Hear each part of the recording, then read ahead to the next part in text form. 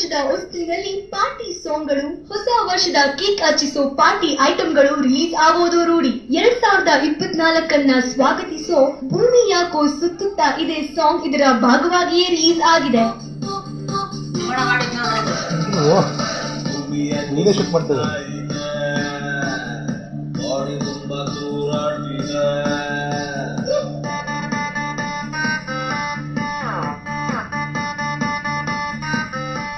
Album song ನಿಂದಲೇ ಹೊಸ ವರ್ಷಕ್ಕೆ ಮಾನಸ್ ಮ್ಯಾನ್ ರೆಡಿಯಾಗಿದ್ದು, ಮಾಡೆಲ್ ರಿತಿಕಾ ರಾಣಿ ಕೂಡ ಸ್ಟೆಪ್ ಹಾಕಿದ್ದಾರೆ.